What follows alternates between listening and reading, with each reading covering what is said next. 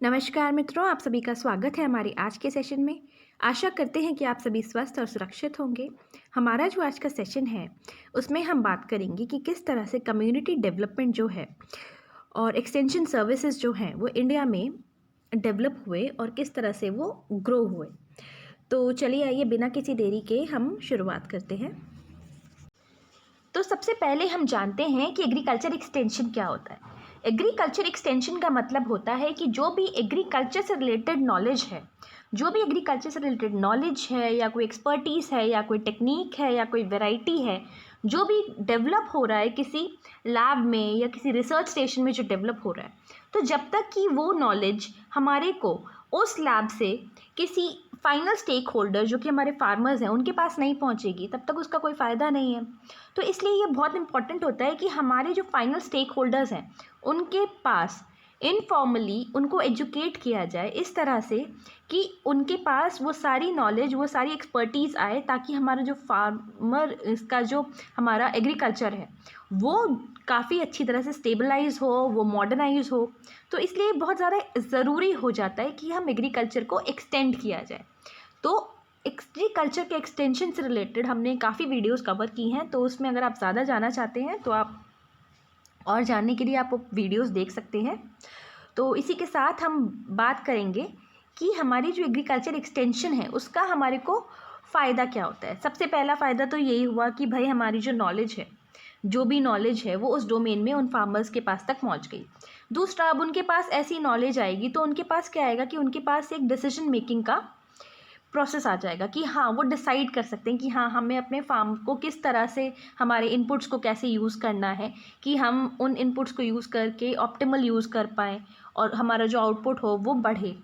और उसी के साथ साथ वो ये भी कर सकते हैं कि भाई उनका जो जो भी उनका प्रोड्यूस है उसको बढ़ाने के लिए और क्या क्या कर सकते हैं वो, या उनको किस टाइम पे कौन से इनपुट्स चाहिए या किस तरीके की नॉलेज उन्हें चाहिए, या उनको अपने फार्म बिजनेस को किस तरह से ग्रो करना है, या वो क्या क्या कॉम्बिनेशंस ले सकते हैं डिफरेंट क्रॉप्स का, डिफरेंट वेराइटीज़ का, या जो भी है। तो इस तरह से क्या होता है कि उनको पता होता है कि उन्हें कौन से लेवल पे कितना, मतलब उनको कौन सी इन्फॉर्मेशन चाहिए या क्या हेल्प चाहिए इनपुट से रिलेटेड। तो वो सब चीज़ें डिसेमिनेट हो जाती हैं, वो सब चीज़ें एग्रीकल्चर एक्सटेंशन के थ्रू हम फार्मर्स को दे सकते हैं। इसमें और क्या होता है कि हमारे जो फार्मर्स होते हैं उनकी हम ट्रेनिंग करा सकते हैं। तो एक जैसे जैसे हमारे फार्मर्स हैं या जो भी एग्रीकल्चरल लेबरर्स हैं, अगर वो ट्रेन होंगे तो वो क्या होगा कि उनका एक एटीट्यूड बदलेगा। उनका जो डिसीजन मेकिंग करने लगेंगे, वो अपने लेवल पर डिसाइड करेंगे कि उन्हें क्या ठीक है क्या गलत है। तो उससे क्या होगा कि उनका एटीट्यूड, उनका नॉलेज, उनका सब कुछ, उनका जो एक तरीके से उनका बिहेवियरल चेंज हो जाएगा। तो उनको लगेगा कि हाँ भाई, एग्रीकल्चर एक अच्छा प्रॉफिटेबल बिजनेस है जिसमें हम काम कर सकते हैं। तो जब तक कि वो जो नॉलेज जो बन रही है कहीं पे, जब तक एग्रीकल्चर एक्सटेंड नहीं होगी वो नॉलेज, तब तक ये सारी चीज़ें पॉसिबल नहीं है। तो इसी के साथ हम अपना देखते हैं आज कुछ स्टेजेस ऑफ डेवलपमेंट पे हम पहुंचेंगे कि किस तरह से एग्रीकल्चर एक्सटेंशन जो है हमारे इन कंट्री में, उसकी क्या क्या स्टेजेस थी डेवलपमेंट की और किस तरह से वो ग्रो हुआ। तो एग्रीकल्चर एक्सटेंशन को हमने 4 स्टेजेस में इवॉल्व होते हुए देखा है। हमारी पहली स्टेज थी प्री इंडिपेंडेंस स्टेज, जो 1866 से 1947 तक रही। सेकेंड स्टेज थी कि इंडिपेंडेंस के बाद क्या क्या डेवलपमेंट हुआ, वो है हमारी पोस्ट इंडिपेंडेंस एरा। वो चला है 1947 से 1953 तक। 1953 के टाइम पे 52-53 में कम्युनिटी डेवलपमेंट और नेशनल एक्सटेंशन सर्विसेज, या ये एक नेशनल एक्सटेंशन सिस्टम आया था। तो ये 1953 से 1960 तक चला। और उसके बाद जो हमारी fourth and the final stage है, उसमें हमने इंटेंसिवली एग्रीकल्चर को डेवलपमेंट किया। वो हमारा हुआ 1960s के बाद। तो वो था इंटेंसिव एग्रीकल्चर डेवलपमेंट एरा।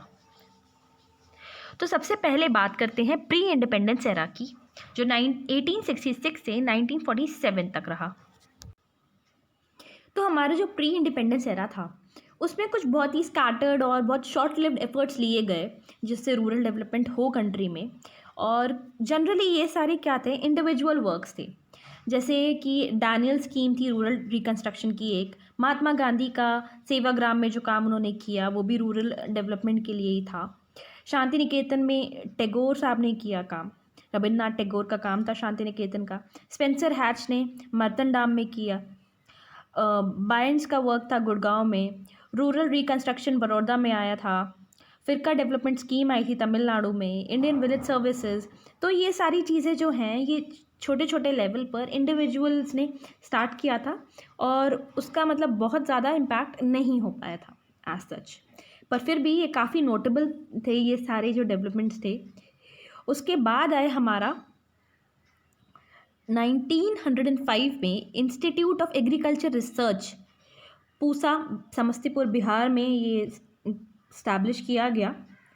और 1920 में इसको फाइनली पूरी तरह से 1920 में जाके इसे इंपीरियल एग्रीकल्चर रिसर्च इंस्टीट्यूट बना दिया गया। उसके बाद हमारे 1971 में पहली बार डिपार्टमेंट ऑफ एग्रीकल्चर आया था और ये काफ़ी हद तक उसने फंक्शनिंग स्टार्ट की थी। जो भी नए नए इम्प्रूव मेथड्स होते थे कल्टीवेशन की वो उनको रिकग्नाइज़ करता था और एग्रीकल्चर को उसने बोला कि भाई एग्रीकल्चर जो है रिसर्च एक अच्छी तरह से सेटअप होनी चाहिए इंडिया में। तो इसी के साथ साथ हम बोल सकते हैं कि जैसे जैसे हमारा imperial agriculture research institute finally आया, अच्छे से इस्टेब्लिश हुआ, तो उसने क्या किया वहाँ पे एग्रीकल्चर रिसर्च को प्रमोट किया। तो एक ऑर्गेनाइज एग्रीकल्चरल रिसर्च हमारी पूसा में स्टार्ट हुई और इसने काफ़ी वैल्यूएबल वर्क किया। पर इसमें भी एक प्रॉब्लम ये थी कि हमारा जो वर्क हो रहा था वो पूरी तरह से जो है वो फार्मर्स तक या हमारे जो स्टेक होल्डर्स हैं फाइनल उन तक नहीं पहुंच पाता था। तो एग्रीकल्चर रिसर्च तो काफ़ी हुई पर उसके जो रिज़ल्ट्स थे उनको हम फार्मर्स की फील्ड पे टेस्ट नहीं कन्वर्ट कर पाते थे कि भाई हमारा जो फार्मर की फील्ड है वहाँ पे हम देखें और हम इन्वेस्टिगेट करें कि हमारे वहाँ पे क्या रिज़ल्ट्स आते हैं। तो ये सब चीज़ें थोड़ा मुश्किल होता था उस टाइम पे। इसी के साथ साथ क्या हुआ कि हमारी बहुत सारी एग्रीकल्चर के डोमेन में काफ़ी नॉलेज आने लगी, पर फिर भी जो हमारे फाइनल सर्विस जो हमारे जो फार्मर्स थे उन तक फिर भी जो नॉलेज थी वो इफेक्टिवली एक्सटेंशन नहीं हो पाता था उसका। क्योंकि हमारी एक्सटेंशन सर्विसेज थोड़ी वीक थी। तो उसी वजह से क्या हुआ कि हमारी जो विलेजेस थी वो उस टाइम पे भी काफ़ी निगलेक्टेड थी और काफ़ी डिसऑर्गेनाइज थी। हमारे जो क्रॉप्स की यील्ड होती थी उस वजह से काफ़ी लो रहती थी। जो एनिमल्स होते थे वो काफ़ी अंडरफेड होते थे और उनकी प्रोडक्टिविटी भी ज़्यादा नहीं होती थी। तो एक तरह से हम बोल सकते हैं कि हमारा एक जो विलेज का पिक्चर था प्री इंडिपेंडेंस इंडिया में वो ज़्यादा खास नहीं था। उसी के बाद हमारा आया काफ़ी सारे उस टाइम पे क्या हुआ कि काफ़ी सारे फेमाइन्स आने लगे, बहुत ज़्यादा प्रॉब्लम होने लगी, ड्राउट आए, फेमाइन आए, तो उसी के साथ काफ़ी फेमाइन कमीशंस भी आई। उसके बाद एक important commission I, royal commission on agriculture, जो 1928 में आई थी। उसने कहा कि हमारा जो एग्रीकल्चर रिसर्च है उसको एक फाउंडेशन देनी चाहिए जो कि बहुत फर्म हो। तो एक फर्म फाउंडेशन के लिए एग्रीकल्चर रिसर्च को हमारे को अच्छे से ग्रो करने के लिए उस रिसर्च में को और ज़्यादा बढ़ावा देने के लिए एक उसने रिकमेंड किया कि imperial council of agriculture research, जिसको अभी हम Indian council of agriculture research बोलते हैं, तो वो आना चाहिए। तो imperial council of agriculture research को एस्टैब्लिश किया गया 1929 में इसी मकसद से।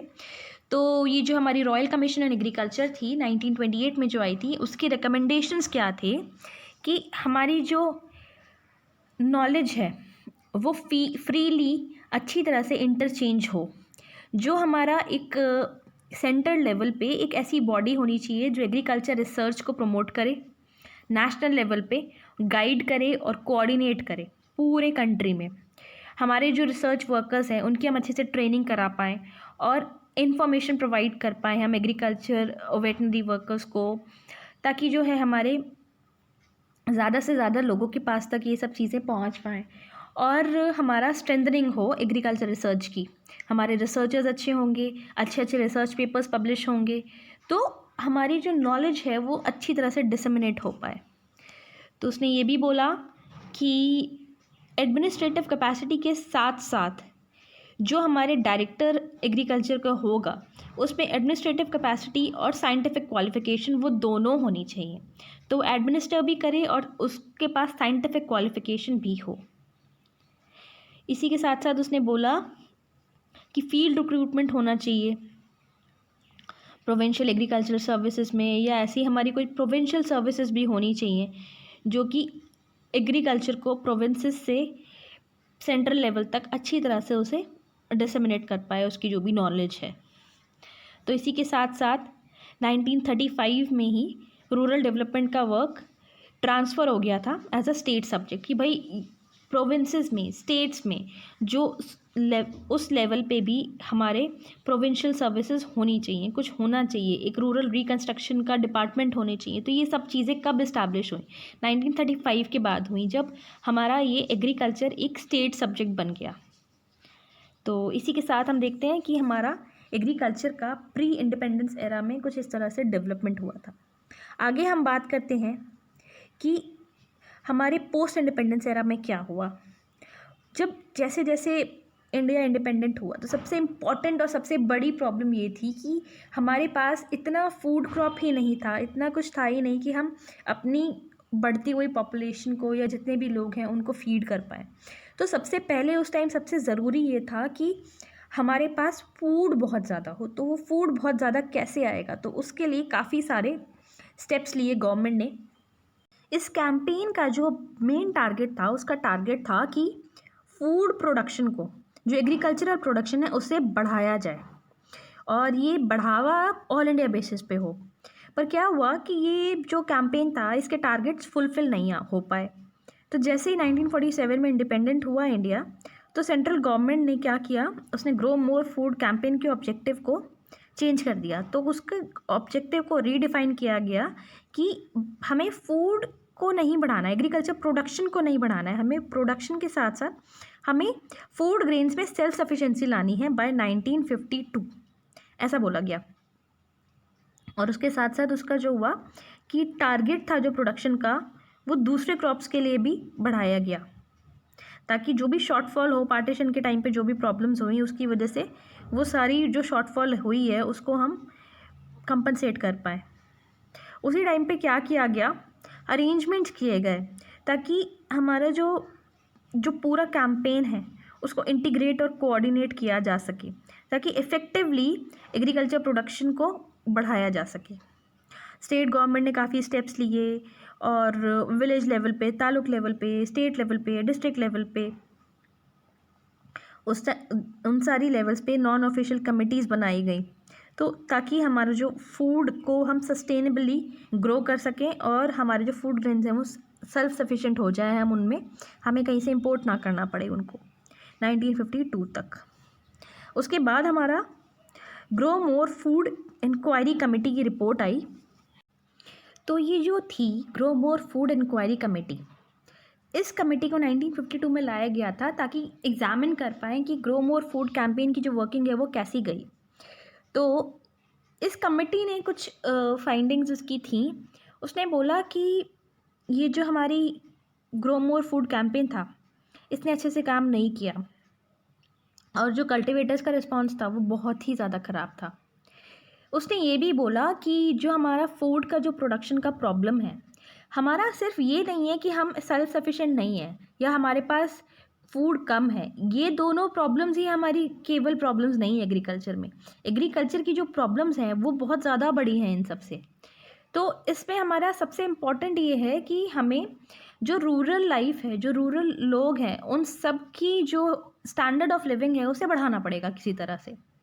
उसने ये भी बोला कि ये जो कमेटी ने बोला कि जो हमारी विलेज लाइफ है, इसके जितने भी एस्पेक्ट्स हैं वो सारे इंटर रिलेटेड हैं।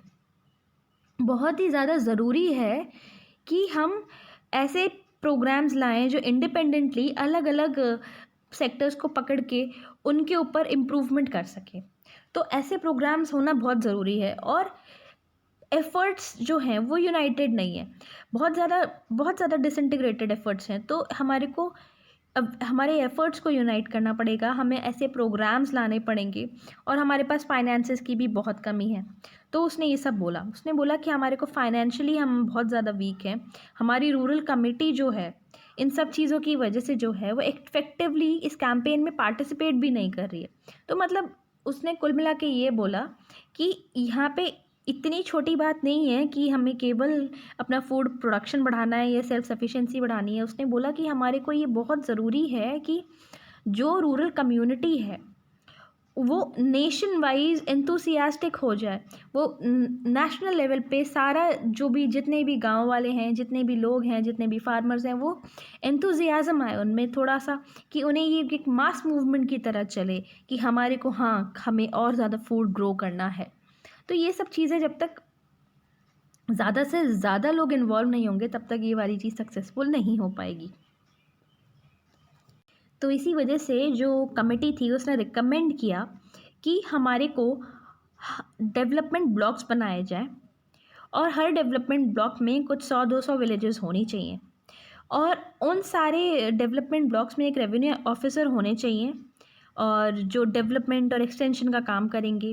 उनके साथ साथ टेक्निकल ऑफिसर्स भी होने चाहिए जो एग्रीकल्चर एनिमल हस्बेंड्री को कोऑर्डिनेट और रेगुलेट करेंगे। और इन सब में हमारी बहुत ज़्यादा ज़रूरत थी कि लोग अच्छी तरह से पार्टिसिपेट करें, तो उन सबके पार्टिसिपेशन में भी ये ऑफिसर्स हेल्प करेंगे। तो क्योंकि ये सारा जो एक्चुअल वर्क है वो विलेजेस में ही होना चाहिए, तो 1 विलेज लेवल वर्कर भी होना चाहिए जो हर 5 से 10 विलेजेस में हो।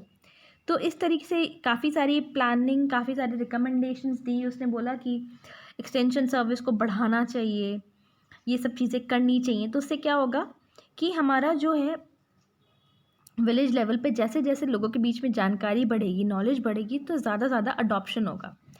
तो इन सारे रिकमेंडेशंस के हिसाब से प्लानिंग कमीशन जो पहले आ चुकी थी उसने प्लान प्रिपेयर किया और जो फर्स्ट 5 ईयर प्लान था उसमें इन सारी चीज़ों को नज़र में रखा गया और एग्रीकल्चर के डेवलपमेंट को प्रायोरिटी दी गई। इसके बाद आया हमारा Etawah pilot project.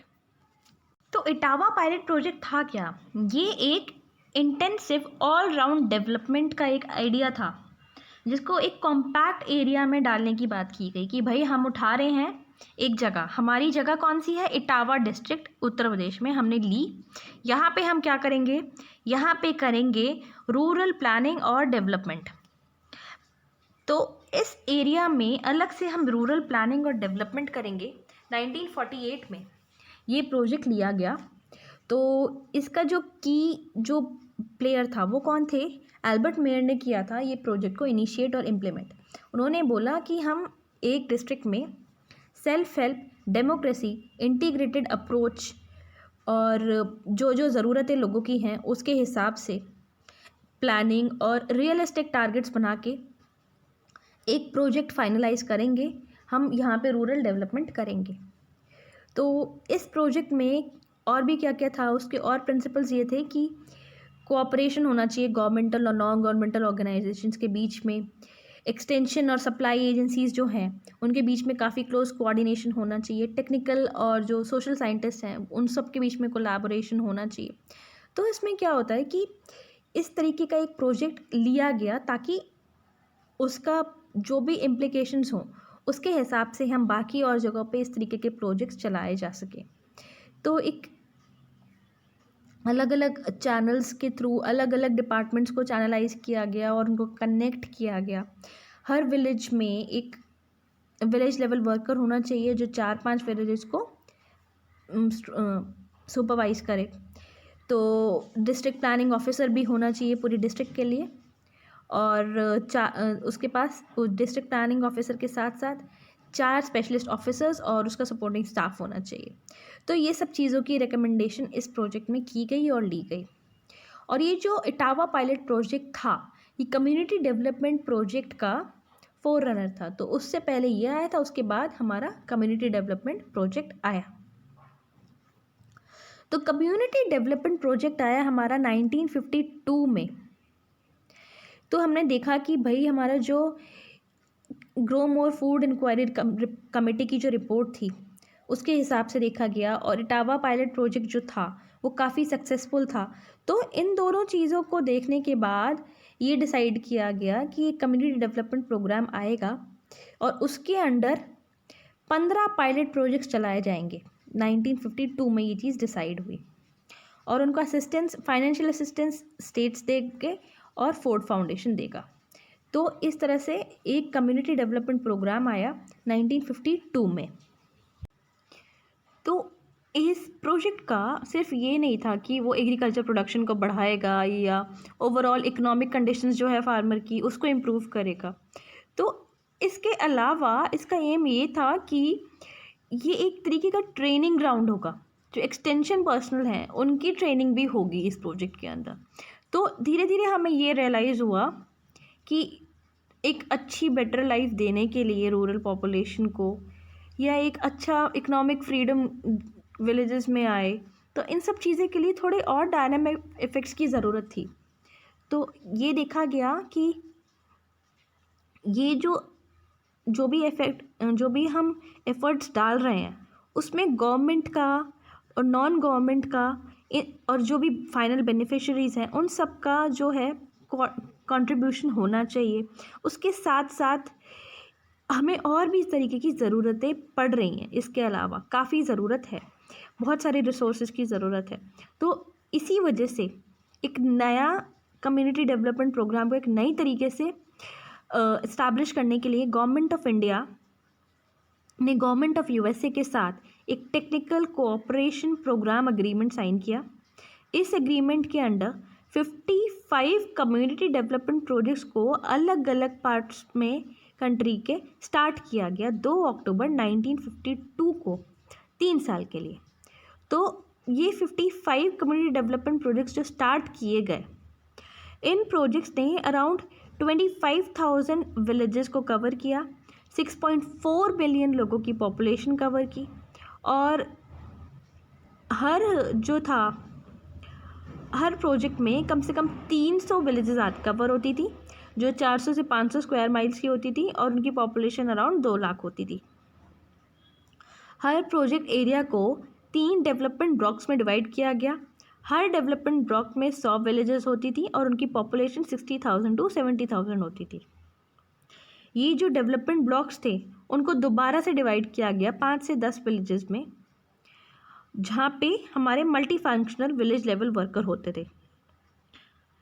Main M जो था इन प्रोजेक्ट्स का वो ये था कि एग्रीकल्चर प्रोडक्शन को हर तरह से बढ़ाया जाए, अनएम्प्लॉयमेंट की जो भी प्रॉब्लम है उसको सॉल्व किया जा सके, विलेज कम्युनिकेशन को इम्प्रूव किया जा सके, प्राइमरी एजुकेशन को बढ़ाया जा सके, पब्लिक हेल्थ, रिसर्च, हाउसिंग और जो भी हैंडीक्राफ्ट्स या स्मॉल स्केल इंडस्ट्रीज़ हैं उनको भी बढ़ावा दिया जा सके, ताकि जो विलेज है उसका ओवरऑल डेवलपमेंट हो सके, जो हमारे फार्मर्स हैं वो ओवरऑल सोशो इकोनॉमिकली ट्रांसफॉर्म हो सके। तो ये हमारा मेन पर्पस था कम्युनिटी डेवलपमेंट प्रोजेक्ट्स का। तो जो हमारी रूरल पॉपुलेशन थी उसका जो रिस्पॉन्स था वो बहुत ही बढ़िया था कम्युनिटी डेवलपमेंट प्रोजेक्ट्स को देख के। तो क्या हुआ कि गवर्नमेंट ने डिसाइड किया कि इस टाइप के प्रोजेक्ट को पूरे कंट्री में अलग अलग पार्ट्स में अच्छी तरह से एक्सटेंड किया जा सके। गवर्नमेंट को पता था कि उनके पास फाइनेंशियल और टेक्निकल मैन पावर बहुत कम है, तो इसलिए उन्होंने सोचा कि कम्युनिटी डेवलपमेंट प्रोजेक्ट के साथ साथ हम एक थोड़ा कम कॉम्प्रिहेंसिव एक और प्रोजेक्ट लॉन्च करते हैं। तो उसे लॉन्च किया गया NES, नेशनल एक्सटेंशन सर्विस। इसको इनॉग्रेट किया गया 2 अक्टूबर 1953 में। इसका काम क्या था, क्योंकि भाई कम्युनिटी डेवलपमेंट प्रोजेक्ट जो था वो तो बहुत ही इंटेंसिवली हर फील्ड में काम कर रहा था, ठीक है। तो NES का काम बेसिकली ये था कि एसेंशियल बेसिक स्टाफ प्रोवाइड करे, वो उसके पास थोड़ा सा फंड हो, थोड़े से लोग हों, ताकि डेवलपमेंट वर्क को वो सेल्फ हेल्प के बेसिस पे स्टार्ट कर सके, ठीक है। तो NES के ब्लॉक्स जो थे वो छोटे छोटे हुआ करते थे। हर एक ब्लॉक में 100 विलेजेस होती थी जिसमें 60,000 70,000 लोग होते थे। बाद में NES को ही कन्वर्ट कर दिया गया कम्युनिटी डेवलपमेंट ब्लॉक्स में, जिनका बजट भी बड़ा था और वो ज़्यादा इंटेंसिव डेवलपमेंट प्रोग्राम ले रहे थे। तो हमारा जो कम्युनिटी डेवलपमेंट प्रोग्राम का जो पैटर्न था उसको पूरी तरह से रिवाइज़ किया गया और उसके हिसाब से 4 स्टेजेस देखी गई। पहली स्टेज थी इसकी प्री एक्सटेंशन स्टेज। इस स्टेज पे बजट अराउंड 18,000 था एक साल के लिए। स्टाफ में कौन होता था? ब्लॉक डेवलपमेंट ऑफिसर, एक एग्रीकल्चर एक्सटेंशन ऑफिसर और 5 विलेज लेवल वर्कर्स, जिनकी मेन ड्यूटीज़ थी कि वो पूरे के पूरा जो ब्लॉक एरिया है उसको सर्वे करें और ग्राउंड को प्रिपेयर करें और एग्रीकल्चर की जो डिमॉन्स्ट्रेशंस हैं उनको कंडक्ट कराएं। इसी में हमारे स्टेज 1 ब्लॉक्स, स्टेज 2 ब्लॉक्स और पोस्ट स्टेज 2 ब्लॉक्स हुआ करते थे। पहली साल के कंप्लीट होने के बाद प्री एक्सटेंशन स्टेज का जैसे एक साल कंप्लीट हुआ, जो ब्लॉक्स थे वो स्टेज 1 में आ गए।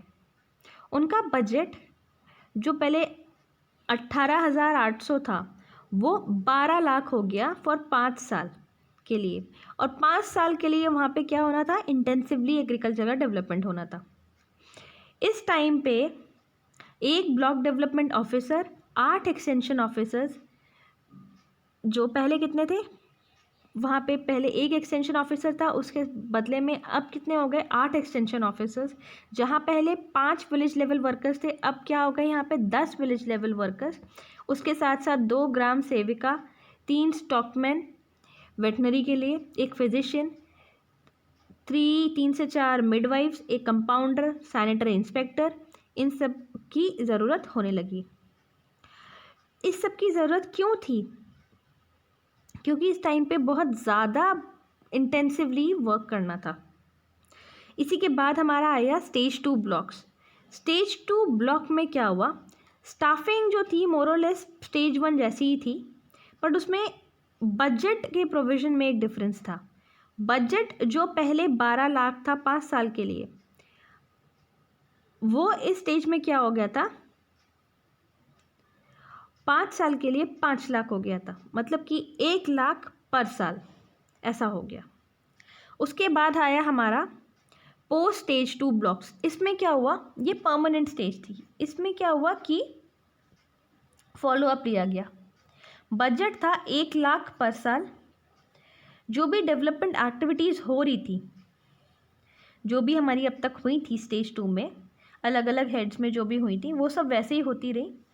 और इसमें हमारे 55 कम्युनिटी डेवलपमेंट प्रोजेक्ट्स थे 1952 में। 1963 तक कम्युनिटी डेवलपमेंट प्रोग्राम पूरे कंट्री में आ गया। अराउंड 5,000 ब्लॉक्स थे, 101 ट्राइबल डेवलपमेंट ब्लॉक्स भी थे। और इसी के साथ हम कह सकते हैं कि जो हमारे जो ब्लॉक्स थे वही मेन प्लानिंग और डेवलपमेंट की यूनिट की तरह काम करते थे। तो ये सब ब्लॉक्स बहुत अच्छी तरह से फैल गए और बहुत ज़्यादा काम किया इन्होंने। तो हमारा जो कम्युनिटी डेवलपमेंट डिपार्टमेंट और ये जो नेशनल एक्सटेंशन सर्विसेज जो हमने इंडिया में इनिशिएट किया था, ये काफ़ी टाइम तक तो चला, बट हमने ये देखा इसमें कि हमारा जो कम्युनिटी पार्टिसिपेशन है या जो लोगों का पार्टिसिपेशन है, ये उतना नहीं हो रहा है जितना एग्जैक्टली हमारे को चाहिए। तो उस चीज़ को हमें लाने के लिए एक ज़रूरत पड़ी कि हमारे इसके जितने भी शॉर्टकमिंग्स हैं, कम्युनिटी डेवलपमेंट प्रोग्राम के जितने भी शॉर्टकमिंग्स हो रहे हैं, उनको ओवरकम करने के लिए हम लेके आए पंचायती राज सिस्टम अंडर बलवंत राय मेहता कमेटी। तो बलवंत राय मेहता कमेटी ने कुछ रिकमेंडेशंस दिए थे कि इस तरह से पंचायती राज होना चाहिए और जो प्लानिंग और इम्प्लीमेंटेशन कर पाए खुद ही, तो उसके लिए पंचायती राज आया। तो ये जो सिस्टम था, ये 3 टियर सिस्टम बोला गया था कि डिस्ट्रिक्ट लेवल पे हो, ब्लॉक लेवल पे हो, विलेज लेवल पे हो। पर क्योंकि हमारी जो गवर्नमेंट थी उसके पास इतने ज़्यादा फंड्स नहीं थे कि वो विलेज लेवल पे, ब्लॉक लेवल पे, डिस्ट्रिक्ट लेवल पे, हर लेवल पे पंचायती राज, मतलब हर लेवल पे इसको चलाए, तो ये थोड़ा मुश्किल था। तो अलग अलग विलेज, अलग अलग जगहों ने, अलग अलग जो स्टेट्स थी, उन्होंने अलग अलग तरीके से उसे अडॉप्ट किया। खैर वो सब चीज़ें जो है पंचायती राज से रिलेटेड हमने दूसरे लेक्चर में कवर कर रखी हैं, आप उसमें जाके चेक कर सकते हैं। आगे बात करते हैं कि किस तरह से पंचायती राज के बाद हमारी एग्रीकल्चर का डेवलपमेंट हुआ। तो अब तक आपने देखा कि एग्रीकल्चर को और रूरल डेवलपमेंट को बढ़ाने के लिए ज़्यादा से ज़्यादा इनोवेटिव टेक्नोलॉजीज अडॉप्ट करें लोग, और एग्रीकल्चर का डेवलपमेंट अच्छी तरह से हो। तो उस सब के लिए गवर्नमेंट ने काफ़ी हद तक काफ़ी सेटअप किया था, काफ़ी एडमिनिस्ट्रेटिव सेटअप किया। पर उसके बाद एक बहुत इम्पॉर्टेंट सेटअप था।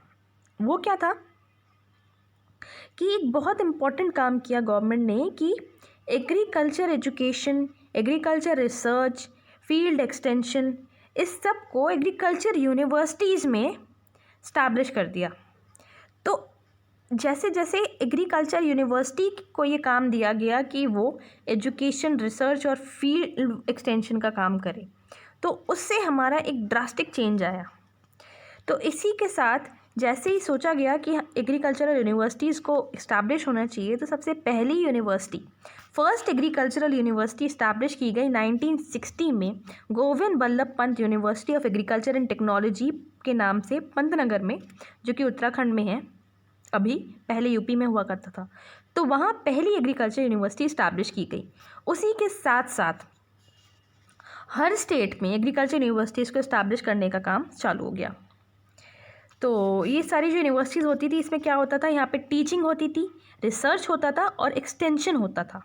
तो इन सब चीज़ों को इंटीग्रेटेड फॉर्म में पेश किया गया इन यूनिवर्सिटीज़ में। तो ये टीचिंग, रिसर्च और एक्सटेंशन को इंटीग्रेट किया गया। इससे क्या हुआ कि हमारे जो एक्सटेंशन सर्विसेज हैं वो स्ट्रेंथन हुई, टीचिंग भी वहीं हो रही है, रिसर्च भी वहीं हो रही है, और जो रिसर्च हो रही है उसको एक्सटेंड किया जा रहा है। तो ज़्यादा से ज़्यादा लोगों को इन्वॉल्व होना स्टार्ट हुआ, बहुत ज़्यादा लोग इन्वॉल्व होने लगे एग्रीकल्चर में एज सच।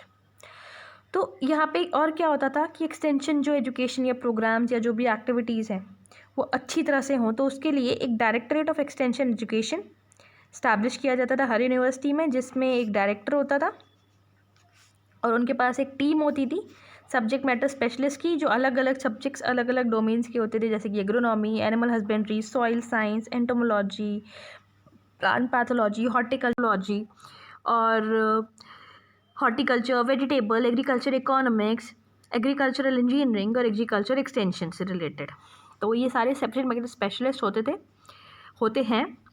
नेक्स्ट क्या होता है कि ये जो डायरेक्टरेट ऑफ एक्सटेंशन एजुकेशन है, इसकी मेन रिस्पॉन्सिबिलिटी क्या होती है, इसका काम ये होता है कि जो स्टेट डिपार्टमेंट के जो एक्सटेंशन पर्सनल्स हैं उनको अप टू डेट रखे। वो किस चीज़ से, जो भी एग्रीकल्चर टेक्नोलॉजी या एग्रीकल्चर में जो भी रिसर्च हो रही है, या फार्मर्स को क्या कम्युनिकेट करना है, कौन सी टेक्नोलॉजी उन्हें बतानी है, क्या क्या किस तरह से उनकी ट्रेनिंग करनी है फार्मर्स की या फार्म वुमेन एक्सटेंशन पर्सनल्स की।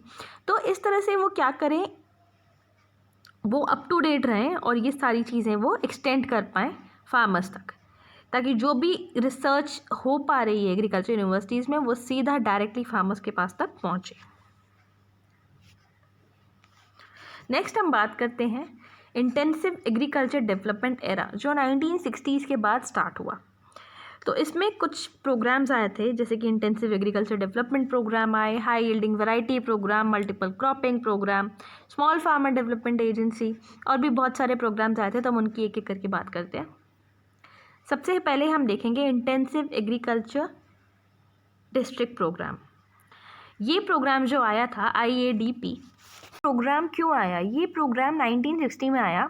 ये प्रोग्राम तब आया जब हमने ये देखा कि जो हमारा कम्युनिटी डेवलपमेंट प्रोग्राम जो है ये उतनी अच्छी तरह से फंक्शन नहीं कर रहा है, इसका जो रिज़ल्ट्स हैं वो उतने अच्छे नहीं हैं, और इससे हमारा एग्रीकल्चर या रूरल डेवलपमेंट उस तरह से नहीं हुआ जैसा कि हम चाहते थे। तो उसको जब हमने एसेस किया तो उसके असेसमेंट के बाद ये प्रोग्राम आया, intensive agriculture district programme IADP। अब ये इसका जो प्रिंसिपल था वो ये था कि जो हमारे रिसोर्सेज हैं उनको अच्छे से कंसंट्रेट किया जाए और अच्छे से मैनेज किया जाए, ताकि उनका जो फुल पोटेंशियल है उसको यूटिलाइज़ किया जा सके। तो हमारी जो रिसोर्सेज हैं वो अच्छे से मैनेज और यूज़ की जाए, ताकि हमारा अच्छे से उनका पोटेंशियल पूरी तरह से यूज़ हो पाए, ताकि जैसे कि अश्योर्ड वाटर सप्लाई या ये सब चीज़ें बिल्कुल सही हो। तो उसकी वजह से क्या हुआ, ये 1960 में प्रोग्राम आया। इस पर कुछ नई प्रैक्टिसेस को हमने इनकॉर्पोरेट किया। नई प्रैक्टिसेस में ये था कि हमारे जो रिसोर्सेज हैं अच्छे से यूज़ हों, पहली बात। दूसरा ये था कि क्रेडिट को अवेलेबल कराया जा सके। प्रोडक्शन की जो इनपुट्स हैं जिनकी ज़रूरत हम किसानों को पड़ती है उसको भी अवेलेबल कराया जा सके। रिसर्च की एडिक्वेट इन्फॉर्मेशन प्रोवाइड की जाए फार्मर्स को, उनका ट्रेनिंग किया जाए, उनको एजुकेशन प्रोवाइड की जाए, एक्सटेंशन पर्सनल्स जो हैं उनकी भी ट्रेनिंग और एजुकेशन हो, जो भी स्टोरेज फैसिलिटीज़ प्रोवाइड की जा सकें, जो भी ज़रूरतें पूरी हो, मार्केटिंग से रिलेटेड जो भी ज़रूरतें हैं वो प्रोवाइड की जा सकें, प्राइस एश्योरेंस हो, सबसे इम्पॉर्टेंट है प्राइस एश्योरेंस होना ही चाहिए ताकि हमारे जो फार्मर्स हैं वो अडॉप्ट करें, उनको एनकरेजमेंट मिले कि हाँ हम ये सारी चीज़ें अडॉप्ट करेंगे तो ये सब होगा। इसके तहत क्या किया गया कि एक प्रोजेक्ट ऑफिसर इंचार्ज रखा गया, उसके असिस्ट कौन करता था, असिस्टेंट प्रोजेक्ट ऑफिसर, उसके साथ होते थे 4 या 5 सब्जेक्ट मैटर स्पेशलिस्ट या SMS, और दूसरा सपोर्टिंग स्टाफ जो चाहिए होता था। ब्लॉक लेवल पे एक BDO होता था या ब्लॉक डेवलपमेंट ऑफिसर होता था, उसके साथ होते थे 4 एग्रीकल्चर एक्सटेंशन ऑफिसर्स और 2 कोऑपरेटिव एक्सटेंशन ऑफिसर्स और कुछ दूसरे ऑफिसर्स जो कि फील्ड में काम कर पाए। एक टीम में एक ब्लॉक में 20 लोग होते थे मैक्सिमम। उससे क्या हुआ कि जब आप लोगों को कम कम रखोगे, जितना ज़्यादा से ज़्यादा उनके पास नॉलेज होगी वो उस तरह से उसको अच्छी तरह से फैला पाएंगे, तो एफिशिएंसी ज़्यादा होगी कम लोगों में। उसका रिज़ल्ट क्या हुआ कि फर्टिलाइज़र की डिमांड बढ़ने लगी, 10 से 20% बढ़ गई। इस प्रोग्राम के बाद स्टाफिंग पैटर्न जो था और भी कम कर दिया गया। 1964 के बाद ये सब होने लगा और ये जो प्रोग्राम था ये डेवलप हो गया इंटेंसिव एग्रीकल्चर एरिया प्रोग्राम में। अभी भी अगर हम देखें तो 8 से 10% का जो कल्टीवेटेड एरिया है कंट्री में वो इंटेंसिव एग्रीकल्चर डेवलपमेंट प्रोग्राम और इंटेंसिव एग्रीकल्चर एरिया प्रोग्राम के अंडर आता है, ताकि प्रोडक्शन और प्रोडक्टिविटी जो मेन क्रॉप्स की हैं उनको बढ़ाया जा सके। हमारा जो हाई यील्डिंग वैरायटी प्रोग्राम था, हाई यील्डिंग वैरायटी प्रोग्राम है जिसको एग्रीकल्चर प्रोडक्शन प्रोग्राम भी बोलते हैं, ये प्रोग्राम आया हमारा 1965-66 के टाइम पे, जब वीट और राइस की और मेज़ के, सॉर्गम और पर्ल मिलेट की हाइब्रिड वैरायटीज़ और राइस और मेज़ की वैरायटीज़ को डेवलप किया गया। तो ये जो वैरायटीज़ थी ये वैरायटीज़ काफ़ी हाई यील्डिंग थी। इसमें क्या किया गया कि 100 डिस्ट्रिक्ट्स को लिया गया और ये जो 100 डिस्ट्रिक्ट्स थी ये अराउंड 13 मिलियन हेक्टेयर का एरिया कवर करने का टारगेट इनको दिया गया बाय 1970-71। तो 100 डिस्ट्रिक्ट से स्टार्ट करके 13 मिलियन हेक्टेयर का एरिया कवर करने का टारगेट लिया गया और इस जो प्रोग्राम ने काफ़ी सिग्निफिकेंट अचीवमेंट ली। तो इसका बहुत सिग्निफिकेंट अचीवमेंट था, इसका डेवलपमेंट ये था कि इसने बम्पर हार्वेस्ट दिया 1970-71 के टाइम पे। Around 108 million tons of food grain production हुआ। तो एक बहुत ही खतरनाक तरीके से जो फूड ग्रेन का बूस्टअप हुआ तो वो इस प्रोग्राम में आया। नेक्स्ट हमारा मल्टीपल क्रॉपिंग प्रोग्राम थे। ये स्ट्रैटेजी तब आई जब हमारी हाई यील्डिंग वैरायटी आ चुकी थी। इसका काम क्या था कि पर यूनिट लैंड और पर यूनिट टाइम पे हम एक से ज़्यादा क्रॉप्स लें और हमारा जो प्रोडक्शन बढ़े। तो हम क्या करते थे, उसमें एक पीस ऑफ लैंड पे पहले एक ही क्रॉप ली जाती थी। उसके बाद क्या किया गया कि एक पीस ऑफ लैंड पे एक क्रॉप लेने की जगह एक से ज़्यादा क्रॉप्स ली गई। तो उसमें वो कैसे ली जा सकती हैं भला? हम शॉर्ट ड्यूरेशन या हाई यील्डिंग वैरायटीज़ या इम्प्रूव्ड एग्रीकल्चरल टेक्नोलॉजी यूज़ करें तो उससे क्या होगा कि हम एक से ज़्यादा क्रॉप ले सकते हैं। तो ये वाला प्रोग्राम आया तो उसमें ज़्यादा से ज़्यादा क्रॉप्स को लिया गया। नेक्स्ट हमारा आया small farmers development agency, SFDA। ये 1970-71 के टाइम पे आया। इसको रिकमेंड किया था Indian rural credit renew committee report ने, जो 1960 में आई थी। तो ये जो हमारा स्मॉल फार्मर डेवलपमेंट एजेंसी था, इसके एम्स क्या थे? इसका एम था कि जो स्मॉल फार्मर्स हैं उनकी प्रॉब्लम्स को लिया जाए, उनकी प्रॉब्लम्स को सॉल्व किया जाए। ताकि उनकी प्रॉब्लम्स क्या होती थी कि भाई उनको क्या नहीं मिल रहा है, इनपुट नहीं मिल रहा है या उन्हें क्रेडिट नहीं मिल रहा है। तो इस तरीके की चीज़ों से निजात पाई जा सके। तो उसके लिए क्या किया गया, around 50 small farmer development agency projects establish किए गए पूरी कंट्री में अंडर 4th 5-year प्लान। और इसमें जो एलोकेशन हुआ अराउंड 68 करोड़ का हुआ। क्यों? क्योंकि हमें इनपुट्स और क्रेडिट प्रोवाइड कराने थे स्मॉल फार्मर्स को। नेक्स्ट आया हमारा marginal farmers and agricultural labour agencies, MFALA scheme बोलते हैं इसको। इसका मेन ऑब्जेक्टिव क्या था कि जो मार्जिनल कल्टिवेटर्स हैं, स्मॉल फार्मर्स की बात हो गई, उसके बाद अब मार्जिनल फार्मर्स की बात होगी, जो बिल्कुल मार्जिन पे, जिनके पास लैंड ही नहीं है, बहुत ही कम कल्टिवेशन कर रहे हैं वो। तो मार्जिनल फार्मर्स को क्या कर चाहिए कि उनके पास जितनी भी होल्डिंग है, उनकी जितनी भी स्मॉल होल्डिंग्स है, उसका मैक्सिमम प्रोडक्टिव यूज़ हो पाए। अब वो मैक्सिमम प्रोडक्टिव यूज़ कैसे होगा, जब वो उस छोटी सी जो उनके पास लैंड है, छोटा सा जो बहुत ही छोटा एरिया जो है, उस पर वो क्या करें, ऐसी क्रॉप्स को उगाएं जो कि कमर्शियल लेवल पे ज़्यादा गेन करती हैं। जैसे कि हॉर्टिकल्चरल क्रॉप्स ले लें, एनिमल हस्बेंड्री करने लगे उसके साथ साथ, या डेयरिंग करने लगे, पोल्ट्री करने लगे। तो ये सब चीज़ें क्या होती हैं, ये बिल्कुल मार्जिनल फार्मर्स को एक एज देने के लिए काम आती है। इसके साथ साथ और भी एफर्ट्स लिए गए ताकि जो इन छोटे छोटे फार्मर्स हैं, इनकी इनकम को बढ़ाया जा सके। कैसे? क्रेडिट देके, इनपुट्स देके, या अच्छी इम्प्रूव्ड प्रैक्टिसेस इनके पास तक प्रोवाइड की जा सके। तो इस स्कीम के under around 41 marginal farmers agriculture labour agency को इस्टेब्लिश करा पूरी कंट्री में। ये सब भी कब हुआ, 4th 5-year प्लान में, ताकि फार्मर्स जिनका 1 हेक्टेयर से कम है लैंड, उनको भी कवर किया जा सके। तो मार्जिनल फार्मर्स वही होते हैं जिनका 1 हेक्टेयर से कम होता है। तो ये जो हर प्रोजेक्ट था वो अराउंड 20,000 हाउस होल्ड्स को कवर करने का एम रखता था कि 4th 5-year प्लान में इतना कवर हो जाए। तो इसी के साथ हमारा नेक्स्ट प्रोग्राम आया IADP, integrated area development programme. Integrated area development programme क्यों आया? जो भी एग्रीकल्चर प्रोग्राम आ रहे थे वो टोटल नहीं थे, उनकी अप्रोच बहुत कम चीज़ों तक ही सीमित थी। तो एक इंटीग्रेटेड एरिया डेवलपमेंट प्रोग्राम आया। इसमें क्या हुआ, इसने बोला कि जो प्लानिंग होनी चाहिए वो कॉम्प्रिहेंसिव होनी चाहिए, बहुत ज़्यादा कॉम्प्रिहेंसिव होनी चाहिए।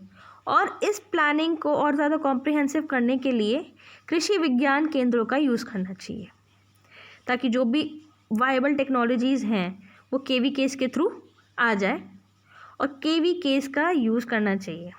तो KVKs का इंट्रोडक्शन IADP ने कराया। तो KVKs आए। तो केंद्रीय कृषि विज्ञान केंद्रों के बारे में हमने पहले भी बात की है, आप दूसरे लेक्चर्स में जाके देख सकते हैं। हम बात करते हैं नेशनल डेमोन्स्ट्रेशन प्रोजेक्ट की, जो 1965-66 में आया। तो हुआ क्या, अभी तक क्या हुआ था कि हमारी हाई यील्डिंग वैरायटीज़ आई थी, सीरियल्स की, राइस, व्हीट की, हमारी हाई यील्डिंग वैरायटीज़ आई थी। तो इन्होंने क्या किया था, बहुत एनॉर्मस प्रोडक्शन दिया था। तो ये काफ़ी प्रॉमिसिंग था, बट इसमें भी एक प्रॉब्लम क्या थी, प्रॉब्लम ये थी कि इनका जो फुल पोटेंशियल था ना, वो पूरी तरह से फार्मर्स को डिमॉन्स्ट्रेट नहीं हो पाया था कि लार्ज स्केल पर फार्मर्स के सामने ये सब बातें हों। हाई यील्ड जो आई वो रिसर्च स्टेशंस पे आई, उससे क्या हुआ, फार्मर्स को लगा कि भाई रिसर्च स्टेशन पे तो आ ही रहा है, हमारे यहाँ आए ना आए। तो उन्होंने कहा कि हमारे खुद के फील्ड पे इन वैरायटीज़ को डिमॉन्स्ट्रेट करना बहुत ज़रूरी है। अब साइंटिस्ट का भी यही मानना था कि हाँ, हमारे को फार्मर से फीडबैक चाहिए, उनकी फील्ड पे ग्रो होगी वो चीज़, तो फिर वो अच्छे से फीडबैक दे पाएंगे, ताकि उनकी जो टेक्नोलॉजी है वो और ज़्यादा रिफाइन हो सके और ज़्यादा अच्छी हो सके। तो इस पॉइंट ऑफ टाइम पे 1965-66 में ministry of agriculture government of India ने बोला कि एक नेशन वाइड प्रोग्राम आएगा, जिसमें क्या होगा, जिसमें डिमॉन्स्ट्रेशंस होंगे फार्मर की फील्ड पे। तो उस प्रोग्राम को बोला गया नेशनल डिमॉन्स्ट्रेशंस प्रोजेक्ट या NDP। अभी जो NDP था, इसके कुछ ऑब्जेक्टिव्स थे। इसके ऑब्जेक्टिव्स क्या थे कि डिमॉन्स्ट्रेशंस जो हों वो फार्मर की फील्ड पे हो और एक्सटेंशन वर्कर जो हो वो भी अच्छी तरह से इन सब चीज़ों को समझ ले, ताकि जो भी हमारी जेनेटिक पोटेंशियलिटीज़ हैं इन मेजर क्रॉप्स की उनको अच्छी तरह से समझा जा सके, ताकि उन्हें अच्छी तरह से बाद में अडॉप्ट किया जा सके। जो भी इन डेमोन्स्ट्रेशंस के हिसाब से जो भी फार्मर की ट्रेनिंग करानी है वो अच्छे से हो जाए। रिसर्च वर्कर्स को जो फर्स्ट हैंड इन्फॉर्मेशन है जो उनके पास वो अच्छी तरह से वो ट्रांसमिट कर पाए फार्मर्स के पास, ताकि वो अच्छी तरह से अडॉप्ट कर सके। फार्मर्स की इनकम डिटरमाइन की जा सके और उनको एजुकेट कराया जा सके उसके बारे में कि वो कैसे उसको बढ़ा सकते हैं। जो एक्सटेंशन सिस्टम है उसको किस तरह से इन्फ्लुएंस किया जा सके, ताकि जो भी गैप्स हैं वो सारे फिलअप हो जाए। तो इन सब चीज़ों के लिए हमारा नेशनल डेमोन्स्ट्रेशन प्रोजेक्ट आया था। एक बहुत ही टारगेटेड अप्रोच के साथ ये प्रोजेक्ट आया था। तो इसको काफ़ी सारी डिस्ट्रिक्ट्स में इम्प्लीमेंट किया गया था, डिस्ट्रिक्ट लेवल पे से इम्प्लीमेंट किया गया था।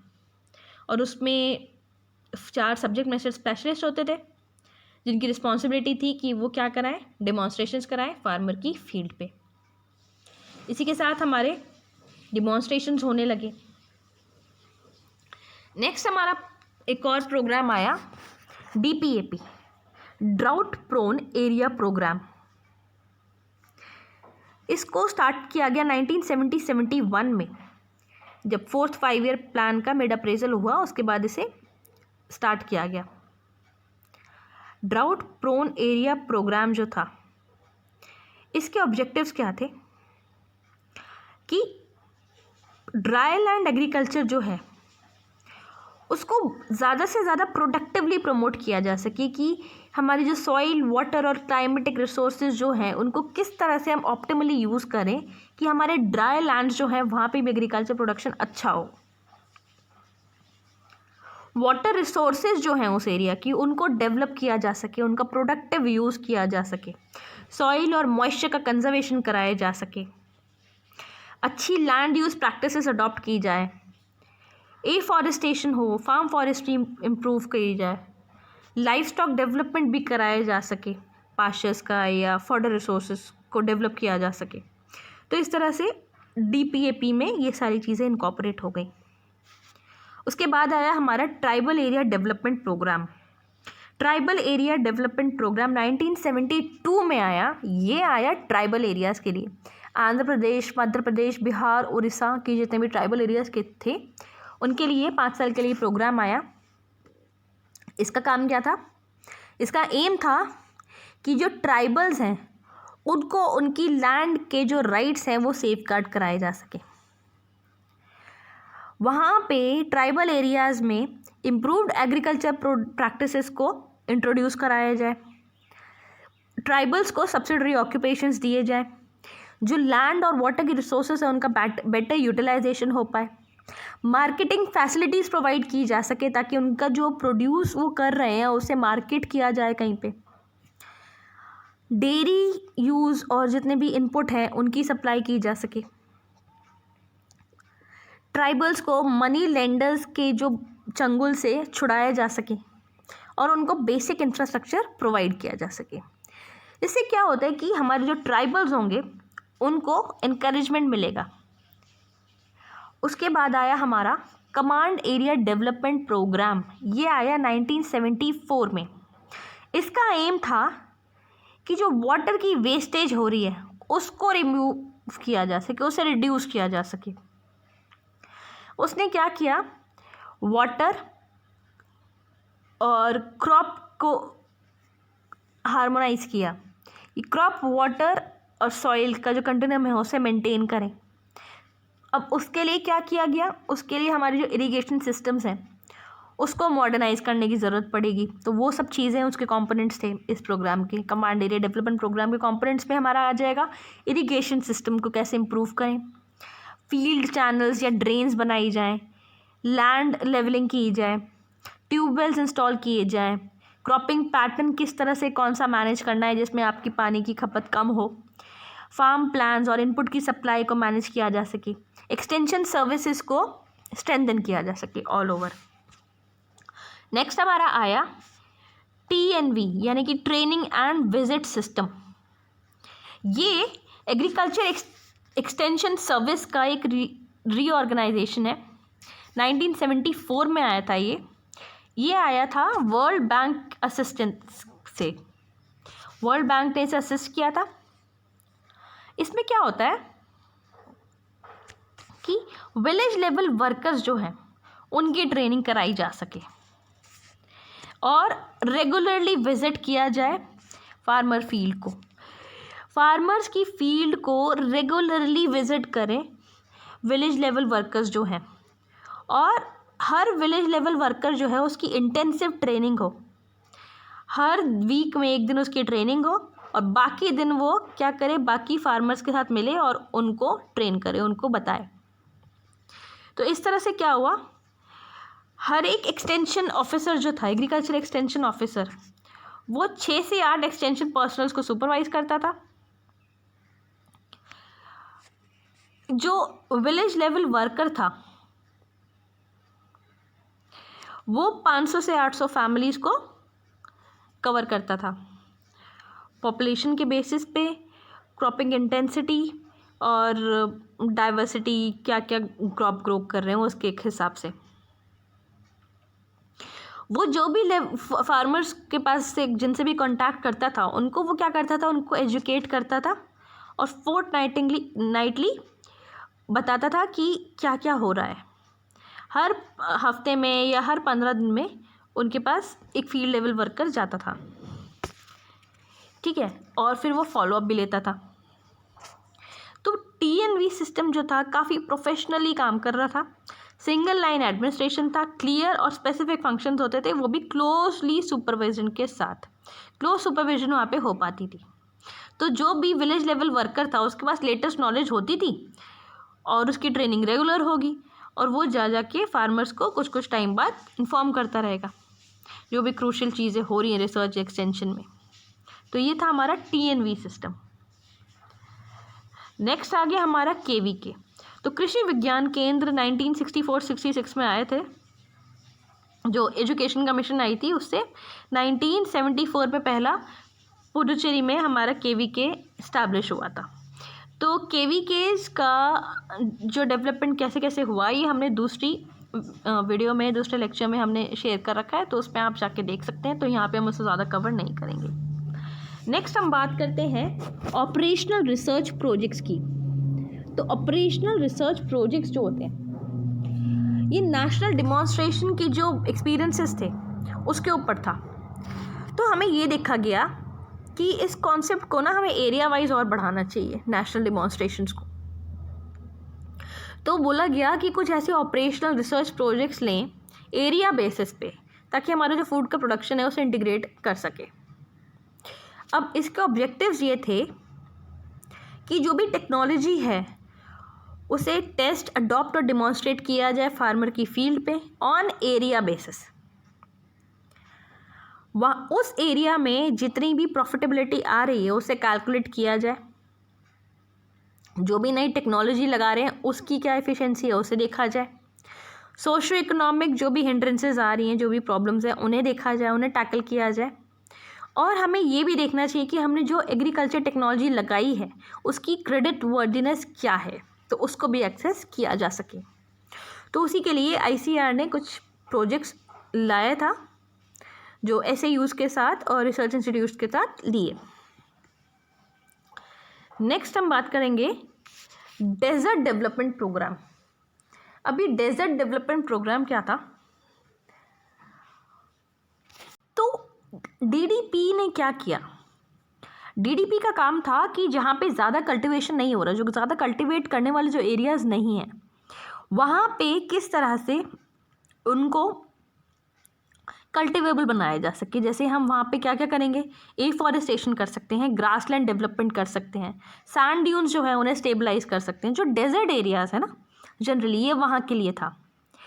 ग्राउंड वाटर को डेवलपमेंट और यूटिलाइजेशन कराया जाए, वहाँ का वाटर हार्वेस्टिंग स्ट्रक्चर्स बनाए जा सके, रूरल इलेक्ट्रिफिकेशन किया जाए ताकि ट्यूबवेल्स, पंप सेट्स ये सब इंस्टॉल हो, एग्रीकल्चर, हॉर्टिकल्चर, एनिमल हस्बेंड्री का डेवलपमेंट किया जा सके इस तरीके के एरियाज़ में। तो उसके लिए क्या किया गया कि 227 ब्लॉक्स लिए गए 36 डिस्ट्रिक्ट्स में, जो कि 7 स्टेट्स पे थी। तो उन सब में ये सारी चीज़ें करी, तो ये हमारा DDP के अंडर आया। नेक्स्ट हमारा आता है ट्राइसेम। ट्राइसेम क्या है? Training of rural youth for self employment. ये एक सेंट्रली स्पॉन्सर्ड स्कीम की तरह आया था 15 अगस्त 1979 में। इसका एम क्या था कि टेक्निकल और एंटरप्रेन्योरल स्किल्स को प्रोवाइड किया जाए। किसको? रूरल यूथ को। जो 19 से 35 साल के जो युवा हैं उनको टेक्निकल और एंटरप्रेन्योरल स्किल्स दी जाए, तो वो एंटरप्रेन्योर्स बने, टेक्नोलॉजी उनके पास आए, ताकि वो जो BPL फैमिलीज़ को बिलोंग करने वाले जो बच्चे हैं, ये जो युवा हैं, ये अपने आप को सेल्फ एम्प्लॉय कर सकें, ताकि कुछ कुछ सेक्टर्स में अपने आप को स्ट्रेंथन कर पाए। ट्रेनिंग कराई जाए, नीड बेस्ड ट्रेनिंग हो, वो पॉलिटेक्निक्स में, KVKs में, Nehru Yuva Kendra, KVIC, boards, state institutes और rural development extension training centres, इन सब चीज़ों को इस्टेब्लिश किया गया ताकि यहाँ पे ये सारे लोग ट्रेनिंग कर सकें। ड्यूरेशन जो होता था वो ट्रेनिंग का काफ़ी फ्लेक्सिबल होता था, और वो कोर्स 6 महीने तक के हो सकते थे या जो भी होते थे। तो ट्राइसेम की मदद से क्या हुआ कि जो रूरल यूथ था, जो BPL था, बिलो पॉवर्टी लाइन था, उन सब लोगों को एक तरीके से ट्रेनिंग मिली, और ट्रेनिंग जब उनकी ख़त्म हो जाती थी तो उसके बाद उन्हें फाइनेंशियल असिस्टेंस भी मिलता था अंडर IRDP, और फाइनेंशियल असिस्टेंस के साथ साथ उनको स्टाइपेंड भी मिलता था। नेक्स्ट हम बात करते हैं इंटीग्रेटेड रूरल डेवलपमेंट प्रोग्राम की। ये कब और क्यों आया? इसको लाने का सबसे इम्पोर्टेंट रोल जो प्ले किया वो हमारे जो क्रेडिट ने किया, कि हमारे जो रूरल पुअर था, जो बिलो पॉवर्टी लाइन रह रहे हैं, उनकी जो इनकम थी वो बहुत ही कम थी। तो उस टाइम पे ज़रूरी था कि उन लोगों को किसी तरह से क्रेडिट प्रोवाइड किया जा सके, प्रोवाइड कराए जा सके। वो क्रेडिट कैसा होना चाहिए? इंस्टीट्यूशनल क्रेडिट होना चाहिए। तो इंस्टीट्यूशनल क्रेडिट के लिए हमारे जो रूरल पीपल हैं वो इस क्रेडिट को ले सकें, एक्सेस कर सकें, तो उसके लिए ये इंटीग्रेटेड रूरल डेवलपमेंट प्रोग्राम आया था, ताकि जो रूरल पुअर है उनकी जो इनकम है उसको ये थोड़ा सा बढ़ा सके, उनको सेल्फ एम्प्लॉयमेंट प्रोवाइड कर सके एक सस्टेन्ड बेसिस पे। तो इसमें क्या होता था, गवर्नमेंट किस तरह से असिस्टेंस प्रोवाइड करती थी? वो सब्सिडी देती थी, क्रेडिट देती थी। तो जो कमर्शियल बैंक्स होते थे या कोऑपरेटिव या RRBs होते थे, वो लोग यही काम करते थे।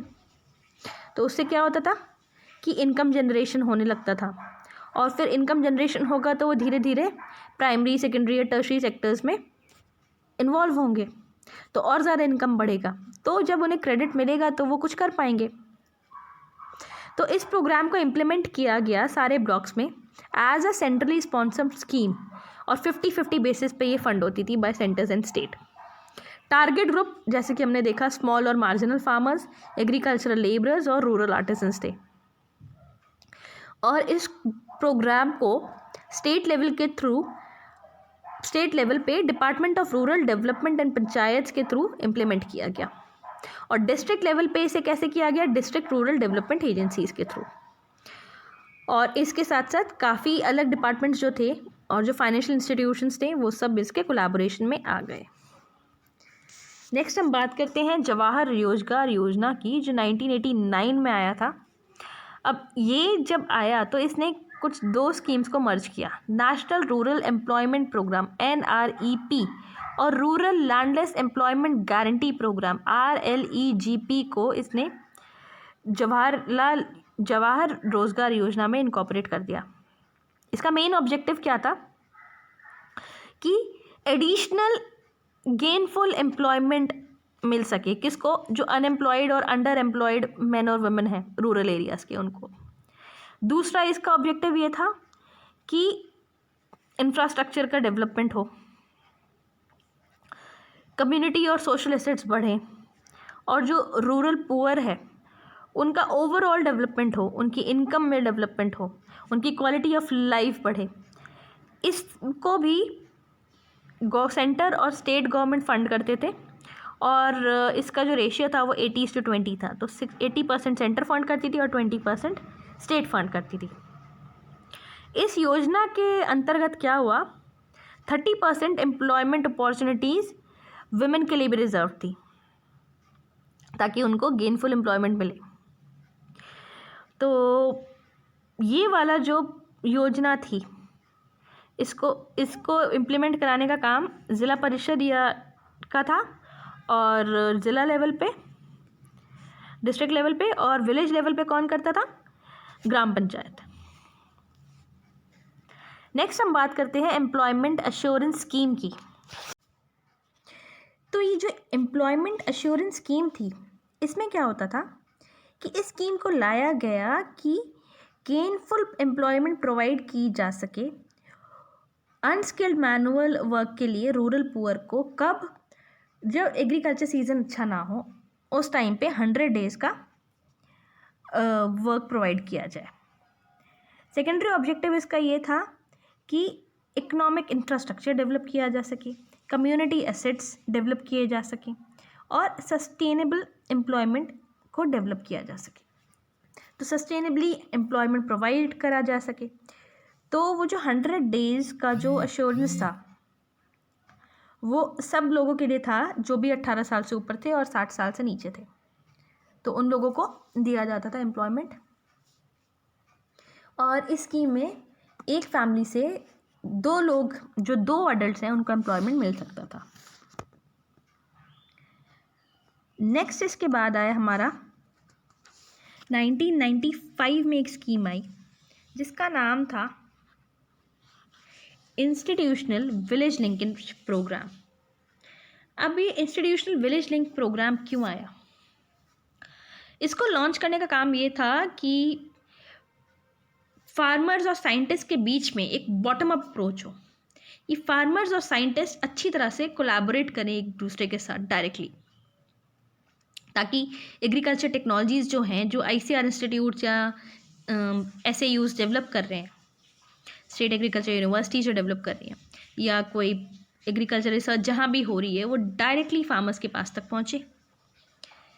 तो इसका ऑब्जेक्टिव ये था कि टेक्नोलॉजिकल इंटरवेंशंस को इंट्रोड्यूस कराया जा सके, अप्रोप्रिएट जो टेक्नोलॉजीज़ हैं उसे इंटीग्रेट कराया जा सके, एग्रीकल्चरल प्रोडक्टिविटी को बढ़ाया जा सके, जो पोस्ट हार्वेस्ट टेक्नोलॉजी के लिए जो भी फैसिलिटीज़ हैं उसको अडॉप्ट किया जाए, अप्रोप्रिएट टेक्नोलॉजीज़ जो हैं उनको अडॉप्ट किया जा सके, सोशो इकोनॉमिक इम्पैक्ट को मॉनिटर करें। तो जैसे डायरेक्टली अगर साइंटिस्ट डायरेक्टली उनके साथ, फार्मर्स के साथ कोऑर्डिनेट करेंगे तो ये सब चीज़ें ईजिली हो पाएंगी। नेक्स्ट हम बात करते हैं नरेगा की। नरेगा जो है ये एक बहुत ही इम्पोर्टेंट स्कीम थी जो 2005 में नोटिफाई हुई थी। इसका ऑब्जेक्टिव था कि लाइवलीहुड सिक्योरिटी प्रोवाइड करे ये रूरल एरियाज़ में 100 डेज़ का गारंटीड वेज एम्प्लॉयमेंट एक पूरे फाइनेंशियल ईयर में। तो जिस भी फैमिली के मेंबर्स जो अनस्किल्ड मैनुअल वर्क कर सकते हैं तो उनको कराया जाता था, उनको लेबर प्रोवाइड किया जाता था। तो इसका फ़ायदा क्या था? इसका फ़ायदा ये था कि नरेगा ने इंक्लूसिव ग्रोथ को प्रमोट किया, कि बेसिक वेज सिक्योरिटी के साथ साथ जो रूरल इकोनॉमी थी उसको रिचार्ज करने का काम किया। बहुत ज़्यादा ट्रांसफॉर्मेशनल चेंज हुआ लोगों की लाइफ में, और ये बहुत ही ज़्यादा इम्पोर्टेंट स्कीम बन गई। तो जो भी बेस लेवल पे जो लोग थे उनको एम्पावर करने का काम किया नरेगा ने। तो इसमें क्या हुआ कि अब जैसे जो भी एरियाज ऐसे हुआ करते थे जहाँ बहुत ज़्यादा पॉवर्टी है, या ड्राउट है, या डिफॉरेस्टेशन है, या सॉइल इरोजन बहुत ज़्यादा है, तो वहाँ का जो नेचुरल रिसोर्स बेस था उसको भी स्ट्रेंथन किया गया। रूरल लाइवलीहुड को सस्टेनेबल बनाने की कोशिश की गई। और ऐसे चीज़ों में ड्यूरेबल एसेट्स को भी क्रिएट किया गया। तो नरेगा ने ओवरऑल जो पॉवर्टी थी उसको ट्रांसफॉर्म किया, और इससे क्या हुआ कि राइट बेस्ड लॉज आए, नई तरीके से लोगों को काम करना चालू हुआ और गवर्नेंस की तरफ लोग बढ़े। उसी तरह से क्या हुआ कि ट्रांसपेरेंसी बढ़ी उसकी वजह से, और ग्रास रूट लेवल पे डेमोक्रेसी फील हुई। तो ये सारा नरेगा का मेन एम था कि वो इस तरह से चीज़ें करे। तो इस एक्ट को 200 डिस्ट्रिक्ट्स में नोटिफाई किया गया पहले फ़ेज़ में 2006 में, और फिर इसको 130 डिस्ट्रिक्ट्स में 2007-2008 तक बढ़ा दिया गया। तो जो भी डिस्ट्रिक्ट्स थी वो 1 अप्रैल 2008 तक कवर हो गई सारी मोस्टली। तो अभी जो नरेगा का ये था कि स्टेटस की ये एक्सेप्शन, मतलब कुछ ही डिस्ट्रिक्ट्स के एक्सेप्शन के बाद जनरली ये पूरी कंट्री में है। इसमें क्या होता है कि जो अडल्ट मेंबर्स होते हैं उनको काम दिया जाता है, और वो राइटिंग में ओरली ग्राम पंचायत के थ्रू उनको काम मिल जाता है। वेरिफिकेशन हो जाता है, उनको जॉब कार्ड मिल जाता है। उस जॉब कार्ड पे एक फ़ोटोग्राफ होती है और उनको फ्री ऑफ कॉस्ट काम दिया जाता है। वो जो जॉब कार्ड होल्डर है वो उसको मिनिमम 14 दिन काम करना होता है, मिनिमम 14 दिन तो वो काम उसको मिलता ही मिलता है। और उसको जो वर्क है वो 5 किलोमीटर के रेडियस के डिस्टेंस में ही मिलता है। तो अगर 5 किलोमीटर से ज़्यादा दूर उसको काम मिलेगा तो 10% वेजेस पे एक्स्ट्रा मिलेगा उसको, ताकि उसके ट्रांसपोर्टेशन और लिविंग एक्सपेंसेस को सस्टेन किया जा सके। नेक्स्ट इसमें क्या होता है, जो वेजेस हैं वो मिनिमम वेजेस एक्ट ऑफ 1948 के अंडर प्रोवाइड की जाती है। और इसमें क्या होता है, डेली या पीस के रेट पे कितना काम हो रहा है उसके बेसिस पे भी प्रोवाइड किया जाता है। और जो डिस्बर्समेंट होता है वेजेस का वो वीकली बेसिस पे होता है, और पर वो 15 दिन से ज़्यादा नहीं हो सकता कि वीकली बेसिस पे तो हो गई, ऐसा नहीं होगा कि 15 दिन से ज़्यादा टाइम बाद उनको वेज मिल रहा है, तो वेज मिल जाता है। और 60-40% वेज और मटेरियल रेशियो होता है इसका, जो मेंटेन करता है। और इसमें क्या होता है कि ग्रीवेंस रिड्रेसल मैकेनिज्म भी है, कि अगर कोई ऐसी प्रॉब्लम आती है, कुछ होता है, तो उस चीज़ को भी मैकेनिज्म है हमारे पास कि उसको हम ठीक कर पाएँ। और इन सब चीज़ों का एक अकाउंट और रिकॉर्ड मेंटेन किया जाता है। तो ये सब नरेगा ने बोला था। नेक्स्ट हम आगे बात करते हैं एटिक की। अभी एटिक क्या होता है? एटिक है agriculture technology information centre. Agriculture technology information centre, इसका रोल क्या है? इसको इस्टेब्लिश किया गया ताकि एक ऐसा मैकेनिज़्म प्रोवाइड किया जा सके ताकि जो रिसर्च की जो इन्फॉर्मेशन है, रिसर्च इंस्टीट्यूट से जो इन्फॉर्मेशन, जो रिसर्च आ रही है, उसको डिसमिनेट किया जा सके। ये एक सिंगल विंडो डिलीवरी सिस्टम है, और ये क्या प्रोवाइड करता है? ये सर्विसेज प्रोवाइड करता है, और जो रिसर्च के जो भी प्रोडक्ट्स हैं उसको प्रोवाइड करता है। तो जैसे कि हमने देखा कि हमारा जो एग्रीकल्चर है उसने काफ़ी रिवोल्यूशन किया है। जितना भी इम्प्रूवमेंट हुआ है वैराइटीज़ में, या सीरियल्स में, या पल्सेस में, या लाइव स्टॉक में, उनकी ब्रीड्स में, हॉर्टिकल्चर प्लांट मटेरियल, ये सब वो सब, इन सब चीज़ों में जो भी इम्प्रूवमेंट हुआ है, इन सब चीज़ों के बारे में जो एग्रीकल्चर से रिलेटेड जो फार्मर्स हैं, जो मेन स्टेक होल्डर्स हैं, उनको इतनी इन्फॉर्मेशन नहीं होती, और उनको ये भी नहीं पता होता कि वो किससे जाके पूछें। तो उनके लिए आया था ये एटिक। तो एटिक क्या होता है कि एटिक एक सिंगल विंडो फैसिलिटी है जो कि कहाँ होती है? ICAR इंस्टीट्यूट या SAO के एंट्रेंस पे ही होती है, ताकि उससे क्या होता है कि वहाँ जाके जो भी उनकी प्रॉब्लम है उससे रिलेटेड प्रॉब्लम का सॉल्यूशन फार्मर्स को डायरेक्टली मिल सके। तो उसके लिए एटिक आया था ताकि फार्मर्स की डायरेक्ट हेल्प कर सके। तो इसी के साथ हमारा जो आज का सेशन है वो समाप्त होता है। आशा करते हैं कि आपको इस सेशन में कुछ फ़ायदा मिला होगा, और अगर आपको ये पसंद आया तो आप लाइक कर सकते हैं, कोई सुझाव हो तो आप कमेंट कर सकते हैं, और अगर आप हमसे जुड़े रहना चाहते हैं तो सब्सक्राइब भी कर सकते हैं। धन्यवाद।